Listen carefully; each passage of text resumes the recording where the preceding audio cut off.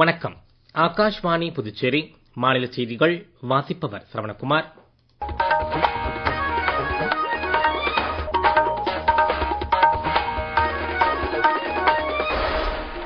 தலைப்புச் செய்திகள். ஐக்கிய அரபு அமீரகத்தில் நடத்தப்பட்ட தாக்குதல்களில் 3 இந்தியர்கள் படுகாயம் அடைந்தது குறித்து பிரதமர் திரு நரேந்திர மோடி கடும் கண்டனம் தெரிவித்துள்ளார். 5 மாநில சட்டமன்ற தேர்தலில் வெற்றி பெற்ற கட்சிகள் புதிய ஆட்சி அமைப்பதற்கான நடவடிக்கைகளில் தீவிரமாக ஈடுபட்டு வருகின்றன. இந்தியாவிற்கும் ஜமைக்காவிற்கும் இடையிலான நட்புறவில் வளர்ச்சிக்கான ஒத்துழைப்பு முக்கிய அம்சமாக திகழ்கிறது என்று மத்திய வெளியுறவுத்துறை அமைச்சர் டாக்டர் ஜெய்சங்கர் தெரிவித்துள்ளார். இந்தியா வந்துள்ள வியட்நாம் அதிபர் திரு டோ லாம் புத்தகயாவில் உலக புகழ்பெற்ற மகாபோதி கோவிலில் வழிபாடு செய்தார். இனி விரிவான செய்திகள். ஐக்கிய அரபு அமீரகத்தின் புஜரா பகுதியில் நடத்தப்பட்ட தாக்குதல்களில் 3 இந்தியர்கள் படுகாயம் அடைந்தது குறித்து பிரதமர் திரு நரேந்திர மோடி கடும் கண்டனம் தெரிவித்துள்ளார்.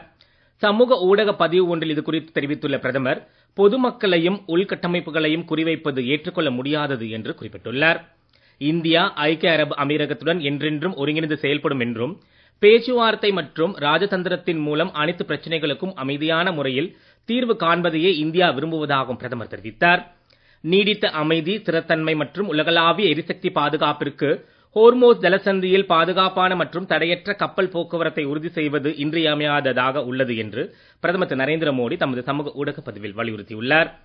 ஐக்கிய அரபு அமீரகத்தில் உள்ள புஜாரா பெட்ரோலிய தொழிற்சாலை பகுதியில் ஈரான் நேற்று நடத்திய ஆளில்லா விமான தாக்குதலால் ஏற்பட்ட தீ விபத்தில் 3 இந்தியர்கள் காயமடைந்துள்ளனர். இதுகுறித்து வெளியுறவு அமைச்சகம் வெளியிட்டுள்ள அறிக்கையில், இந்த தாக்குதலை ஏற்றுக்கொள்ள முடியாது என்று கண்டனம் தெரிவித்துள்ளது. அப்பகுதியில் உடனடியாக போர் நிறுத்தம் மேற்கொள்வதோடு பொதுமக்கள் மற்றும் உள்கட்டமைப்புகளை குறிவைத்து தாக்குவதை கைவிட வேண்டும் என்று வலியுறுத்தியுள்ளது. சர்வதேச சட்டத்திற்கு இணங்க ஹோர்முஸ் ஜலசந்தி வழியாக தடையற்ற கப்பல் போக்குவரத்து மற்றும் வர்த்தக நடைமுறைகளை மேற்கொள்ள வழிமுறைகளை காண வேண்டும் என்றும் வெளியுறவு அமைச்சகத்தின் அறிக்கையில் வலியுறுத்தப்பட்டுள்ளது. மேலும் பிரச்சனைகளுக்கு அமைதியான முறையில் தீர்வு காணும் வகையில் மேற்கொள்ளப்படும் அனைத்து முயற்சிகளுக்கும் இந்தியா ஆதரவு அளிக்கும் என்றும் வெளியுறவுத்துறை அமைச்சகம் தெரிவித்துள்ளது. மேற்கு வங்க சட்டமன்ற தேர்தலில் பிஜேபி அதிக இடங்களை கைப்பற்றியுள்ளதை தொடர்ந்து அம்மாநில சட்டமன்ற கட்சித் தலைவர் தேர்தலுக்கான மத்திய பார்வையாளராக பிஜேபியின் மூத்த தலைவரும் மத்திய உள்துறை அமைச்சருமான திரு அமித்ஷா நியமிக்கப்பட்டுள்ளார். ஒடிசா முதலமைச்சர் திரு மோகன் சரண் மாஜி மத்திய இணை பார்வையாளராக நியமிக்கப்பட்டுள்ளார். அதேபோல் அசாம் சட்டமன்ற கட்சித் தலைவர் தேர்தலுக்கான மத்திய பார்வையாளராக மத்திய அமைச்சர் திரு ஜே பி நட்டா நியமிக்கப்பட்டுள்ளார். ஹரியானா முதலமைச்சர் திரு நயாப் சிங் சைனி மத்திய இணை பார்வையாளராக நியமிக்கப்பட்டுள்ளார். இதற்கான அறிவிப்பை பிஜேபி வெளியிட்டுள்ளது. 5 மாநில சட்டமன்ற தேர்தல் முடிவுகள் அறிவிக்கப்பட்டுள்ள நிலையில் மேற்கு வங்கத்தில் பாரதிய ஜனதா கட்சி அமோக வெற்றி பெற்று அங்கு முதல் முறையாக ஆட்சி அமைக்க உள்ளது. தமிழ்நாட்டில் முதல் முறையாக தேர்தலில் போட்டியிட்ட தமிழக வெற்றிக் கழகம் அதிக இடங்களில் வெற்றி மிகப்பெரிய கட்சியாக உருவெடுத்துள்ளது. அசாம் மாநில தேர்தலில் ஏற்கனவே ஆட்சியில் இருந்த பிஜேபி மீண்டும் ஆட்சி அமைக்க உள்ளது. புதுச்சேரியில் என்ஆர் காங்கிரஸ் தலைமையிலான தேசிய ஜனநாயக கூட்டணியின் ஆட்சியை மீண்டும் மலர உள்ளது. கேரளாவில் காங்கிரஸ் தலைமையிலான ஐக்கிய ஜனநாயக முன்னணி அதிக இடங்களை கைப்பற்றி ஆட்சி அமைக்க தயாராக உள்ளது. இது குறித்த ஒரு செய்தி தொகுப்பு. மேற்கு வங்கத்தில் பிஜேபி 206 இடங்களில் வெற்றி பெற்று ஆட்சி அமைக்க தேவையான 2 பங்கிற்கும் அதிகமான பெரும்பான்மையை பெற்றுள்ளது. இதன் மூலம் திரிணாமுல் காங்கிரசின் 15 ஆண்டு கால ஆட்சி முடிவுக்கு வந்துள்ளது. வாக்காளர் சிறப்பு தீவிர திருத்தத்திற்கு பிறகு நடைபெற்ற இந்த முதல் தேர்தலில் மேற்கு வங்கத்தின் 293 சட்டமன்ற தொகுதிகளில் 292 தொகுதிகளுக்கான முடிவுகள் அறிவிக்கப்பட்டுள்ளன. திரிணாமுல் காங்கிரஸ் 80 இடங்களிலும் காங்கிரஸ் 2 இடங்களிலும் வெற்றி பெற்றுள்ளன. தமிழ்நாட்டில் முதல் முறையாக தேர்தலில் போட்டியிட்ட தமிழக வெற்றிக் கழகம் 108 இடங்களில் வென்று தனிப்பெரும் கட்சியாக உருவெடுத்துள்ளது. 234 உறுப்பினர்களை கொண்ட தமிழக சட்டமன்றத்தில் பெரும்பான்மை பெற அக்கட்சிக்கு இன்னும் 10 இடங்கள் தேவைப்படுகின்றன. அஸ்ஸாமில் 126 உறுப்பினர்களை கொண்ட சட்டமன்றத்தில் ஆளும் பிஜேபி தலைமையிலான தேசிய ஜனநாயக கூட்டணி 82 இடங்களை பெற்று மீண்டும் ஆட்சியை பிடித்துள்ளது. கேரளாவில் காங்கிரஸ் 63 இடங்களையும் அதன் கூட்டணி கட்சியான இந்திய யூனியன் முஸ்லீம் லீக் 22 இடங்களையும் வென்று ஆட்சி அமைக்க உள்ளன.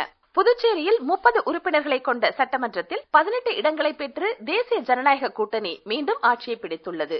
என்ஆர் காங்கிரஸ் 12 இடங்களையும் பிஜேபி 4 இடங்களையும் வென்றுள்ளன. இந்தியாவிற்கும் ஜமைக்காவிற்கும் இடையிலான நட்புறவில் வளர்ச்சிக்கான ஒத்துழைப்பு முக்கிய அம்சமாக திகழ்கிறது என்று மத்திய வெளியுறவுத்துறை அமைச்சர் டாக்டர் ஜெய்சங்கர் தெரிவித்துள்ளார்.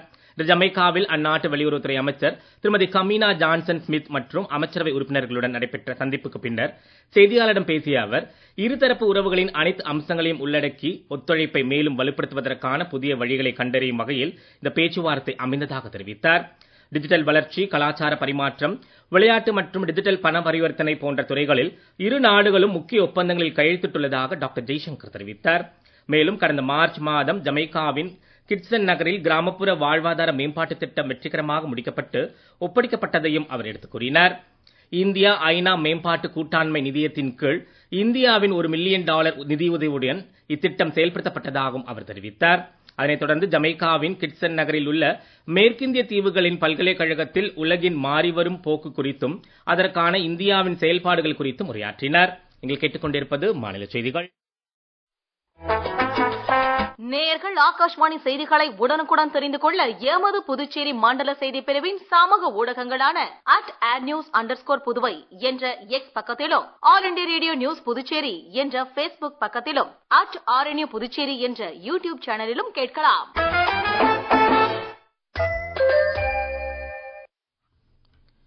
செய்திகள் தொடர்கின்றன. வியட்நாம் அதிபர் திரு டோ லாம் இன்று பீகாரின் புத்தகயாவில் உள்ள உலக புகழ்பெற்ற மகாபோதி கோவிலில் வழிபாடு செய்தார். அங்குள்ள புனித போதி மரத்தின் கீழ் அமர்ந்து தியானம் செய்து புத்த பகவானை வழிபட்டார். அதனைத் தொடர்ந்து வியட்நாம் அதிபர் அங்குள்ள வியட்நாமிய மடாலயத்திற்கு சென்றார். அங்கு பல்வேறு மதம் மற்றும் கலாச்சார நிகழ்ச்சிகளில் பங்கேற்றார். இந்தியாவிற்கும் வியட்நாமிற்கும் இடையிலான மதம் மற்றும் ஆன்மீக உறவுகளை வலுப்படுத்தும் வகையில் அவரது வருகை முக்கியத்துவம் வாய்ந்ததாக கருதப்படுகிறது. முன்னதாக 3 நாள் அரசுமுறை பயணமாக இன்று காலை வியட்நாம் அதிபர் திரு டோ லாம் இந்தியாவிற்கு வந்தார். பீகாரில் உள்ள புத்தகயாவிற்கு வந்தடைந்த அவரை விமான நிலையத்தில் பீகார் முதலமைச்சர் திரு சாம்ராஜ் சௌத்ரி வரவேற்றார். இந்தியா வந்துள்ள வியட்நாம் அதிபருக்கு நாளை குடியரசுத் தலைவர் மாளிகையின் முகப்பில் சம்பிரதாய வரவேற்பு அளிக்கப்பட உள்ளது. அதனைத் தொடர்ந்து குடியரசுத் தலைவர் திருமதி திரௌபதி முர்மு, பிரதமர் திரு நரேந்திர மோடி ஆகியோரையும் அவர் சந்தித்து பேச உள்ளார்.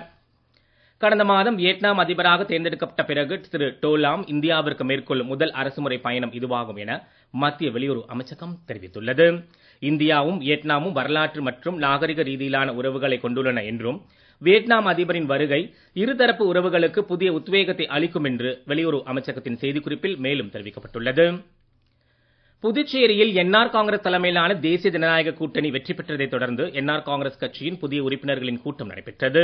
இதில் புதிய அரசு அமைப்பதற்கான ஆலோசனைகள் குறித்து விவாதிக்கப்பட்டது. இது குறித்த ஒரு செய்தி தொகுப்பு.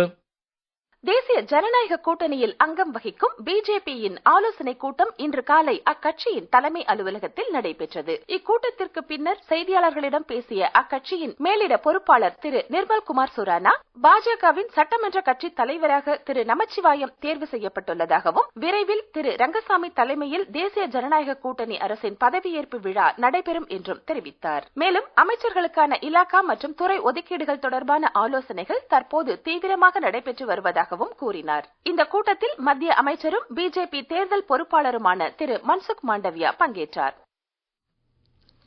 தமிழகத்தில் சட்டப்பேரவை தேர்தலில் அதிக இடங்களை வென்றுள்ள தமிழக வெற்றிக் கழகம் ஆட்சி அமைப்பதற்கான நடவடிக்கை மேற்கொண்டுள்ளது. இன்று சென்னையை அடுத்த பனையூரில் தவேக தலைமை அலுவலகத்தில் நடைபெற்ற கட்சியின் புதிய சட்டப்பேரவை உறுப்பினர்களின் கூட்டத்தில் திரு விஜய் அக்கட்சியின் சட்டப்பேரவை குழு தலைவராக தேர்ந்தெடுக்கப்பட்டார். அதனைத் தொடர்ந்து புதிய அரசு அமைக்க ஆளுநரிடம் அவர் உரிமை கோருவார் என்று எதிர்பார்க்கப்படுகிறது. இதற்கிடையே திமுக தலைவர் திரு மு.க. ஸ்டாலின் தமது முதலமைச்சர் பதவியை இன்று ராஜினாமா செய்தார். அவரது ராஜினாமா கடிதத்தை ஏற்றுக்கொண்ட ஆளுநர் திரு ஆர்.வி. அர்லேக்கர் புதிய அரசு அமையும் வரை பதவியில் தொடருமாறு கேட்டுக் கொண்டதாக மக்கள் மாளிகையின் செய்திக்குறிப்பில் தெரிவிக்கப்பட்டுள்ளது. அரிய வகை நோய்களுக்கான சிகிச்சையில் சம்பந்தப்பட்ட அனைத்து தரப்பினரின் ஒருங்கிணைந்த தொடர்ச்சியான முயற்சிகள் அவசியம் தேவைப்படுவதாக மத்திய சுகாதாரத்துறை செயலர் திருமதி புண்ணிய சலீலா ஸ்ரீவத்சவா தெரிவித்துள்ளார். புதுடெல்லியில் நடைபெற்ற அரிய வகை நோய்களுக்கான 2 நாள் மாநாட்டை தொடக்கி வைத்து பேசிய அவர், இந்நோயால் பாதிக்கப்பட்டவர்கள் எதிர்கொள்ளும் சவால்களை புரிந்து கொள்வது, புதிய முயற்சிகளை ஊக்குவிப்பது மற்றும் நாடு முழுவதும் அரிய வகை நோய்களுக்கான மேலாண்மை வலுப்படுத்துவதற்கான புதிய வழிமுறைகளை உருவாக்குவது ஆகியவையே இந்த மாநாட்டின் முக்கிய நோக்கம் என தெரிவித்தார். அரிய வகை நோய்களை கையாள்வதன் அவசியம் குறித்து 2017ஆம் ஆண்டின் தேசிய சுகாதார கொள்கையின் முதலாக வலியுறுத்தப்பட்டதாகவும் தெரிவித்த திருமதி ஸ்ரீவத்சவா, நாடு முழுவதும் இதற்கான 15 சிறப்பு மருத்துவ மையங்கள் செயல்பட்டு வருவதாகவும், அரிய வகை நோய்களால் பாதிக்கப்பட்டவர்கள் எளிதாக சிகிச்சை பெறும் வகையில் அவர்களுக்கு வழங்கப்படும் நிதியுதவி 50 லட்சம் ரூபாயாக உயர்த்தப்பட்டிருப்பதாகவும் கூறினார். தமிழ்நாடு மற்றும் உள் கர்நாடகா பகுதிகளில் நிலவும் வளிமண்டல காற்றழுத்த தாழ்வு பகுதி காரணமாக அடுத்த 4 நாட்களுக்கு தமிழகத்தின் ஓரிரு இடங்களிலும் புதுச்சேரி மற்றும் காரைக்காலிலும் இடிமின்னலுடன் கூடிய மிதமான மழை பெய்யக்கூடும் என்று சென்னை வானிலை ஆய்வு மையம் தெரிவித்துள்ளது. IPL 2020 கிரிக்கெட் போட்டித் தொடரில் புதுடெல்லியில் இன்று இரவு 7:30 மணிக்கு தொடங்கும் ஆட்டத்தில் சென்னை சூப்பர் கிங்ஸ் அணியும் டெல்லி கேபிட்டல்ஸ் அணியும் எதிர்கொள்கின்றன. மீண்டும் தலைப்புச் செய்திகள். ஐக்கிய அரபு அமீரகத்தில் நடத்தப்பட்ட தாக்குதல்களில் 3 இந்தியர்கள் படுகாயம் அடைந்தது குறித்து பிரதமர் திரு நரேந்திர மோடி கடும் கண்டனம் தெரிவித்துள்ளார். 5 மாநில சட்டமன்ற தேர்தலில் வெற்றி பெற்ற கட்சிகள் புதிய ஆட்சி அமைப்பதற்கான நடவடிக்கைகளில் தீவிரமாக ஈடுபட்டு வருகின்றன. இந்தியாவிற்கும் ஜமைக்காவிற்கும் இடையிலான நட்புறவில் வளர்ச்சிக்கான ஒத்துழைப்பு முக்கிய அம்சமாக திகழ்கிறது என்று மத்திய வெளியுறவுத்துறை அமைச்சர் டாக்டர் ஜெய்சங்கர் தெரிவித்துள்ளார். இந்தியா வந்துள்ள வியட்நாம் அதிபர் திரு டோலாம் புத்தகயாவில் உலக புகழ்பெற்ற மகாபோதி கோவிலில் வழிபாடு செய்தார். இத்துடன் இந்த செய்திக்கு நிறைவு பெறுகிறது. வணக்கம்.